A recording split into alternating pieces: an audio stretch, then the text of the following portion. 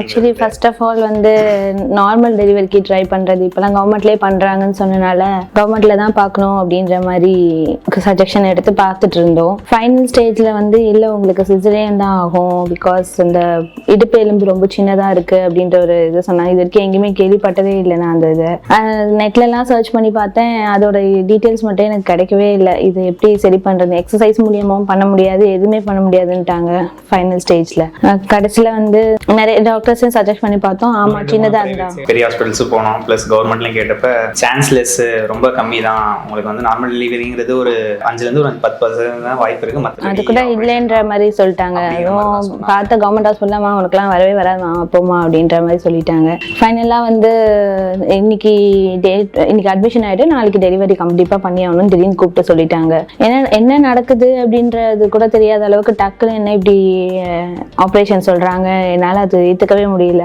எனக்கு ஒரு கான்ஃபிடென்ட் இருந்தது, என்னால நார்மல் கொடுக்க முடியும் அப்படின்ற மாதிரி இருந்தது. யாராவது கொஞ்சம் ஹெல்ப் பண்ணாங்கன்னா என்னால ட்ரை பண்ண முடியும்ன்ற கான்ஃபிடென்ட் உள்ள நல்லா இருந்தது. பட் ஹெல்ப்புக்கு யாருமே இல்லாத மாதிரி இருந்தது. ஸோ நெட்ல சர்ச் பண்ணதுல எனக்கு இவங்களோட இது பிடிச்சிருந்தது. அவங்களோட எல்லாமே அவங்க கம்பல்சரி நார்மல் கொடுப்பாங்க அப்படின்னு. பட் அவங்களோட ட்ரீட்மெண்ட் வைஸ்லாம் எனக்கு எதுவுமே தெரியாது. நிறைய ரிவ்யூஸ் பார்க்க இவங்க மேல எனக்கு ஒரு கான்ஃபிடென்ட்ல வந்து இன்னைக்கு அட்மிஷன் சொன்னாங்க.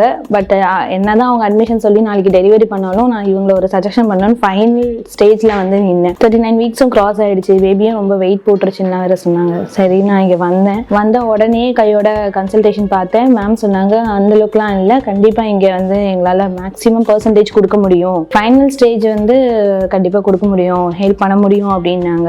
சரி, என்னாலும் பரவாயில்ல, ஃபைனல் ஸ்டேஜ்ல நான் கோஆப்ரேட் பண்றேன்னு சொல்லி ஓகே பண்ணி நார்மலுக்கு என்னென்ன ப்ரொசீஜர் அதை ஃபாலோ பண்ணி ஃபைனலா நார்மல் டெலிவரி தான் பண்ணாங்க. அந்த லாஸ்ட் மினிட்ல கூட நான் கோஆப்ரேட் பண்றேன், என்னோட ஹோப்பே போயிடுச்சு, என்னால முடியல அப்படின்ட்டு. பட் அந்த ஸ்டேஜ்ல கூட இல்ல உன்னால முடியும் அப்படின்ட்டு நான் எக்ஸ்பெக்ட் பண்ண அந்த ஹெல்ப் இவங்களுக்கு அவங்க கொடுத்துருந்தாங்க. அதுதான் எனக்கு நான் எக்ஸ்பெக்ட் பண்ண ஹெல்ப். சீரியஸ்லி அந்த ஹெல்ப்பால தான் என்னால் இப்போது நார்மல் டெலிவரி கொடுத்து இருக்க எனக்கே ஷாக் ஆகிடுச்சு. நானா நார்மல் டெலிவரி முடிச்சிருக்கேன் அப்படின்ற மாதிரி இருந்தது. அந்தளவுக்கு நான் எக்ஸ்பெக்ட் பண்ணதை விட அதிகமாகவே இவங்க எனக்கு ஹெல்ப் பண்ணியிருக்காங்க அப்படின்ற மாதிரி நான் ஃபீல் பண்ணேன். ரொம்ப லாஸ்ட் மினிட்ல சிஸ்டர்ஸ் எல்லாம் கொஞ்சம் பாடுபடுத்தினாலும் அவங்க எல்லாருமே ரொம்ப ஹெல்ப்ஃபுல்லாக, எல்லா சிஸ்டர்ஸும் ரொம்ப ஹோப் கொடுத்து ஹெல்ப்ஃபுல்லாக பண்ணாங்க. எனக்கு யாரோ பேர் சொல்ல தெரியல, பட் எல்லா சிஸ்டர்ஸுமே ரொம்ப ஹெல்ப் பண்ணாங்க. ஹவுஸ் கீப்பிங் டாக்டர்ஸாக இருக்கட்டும்,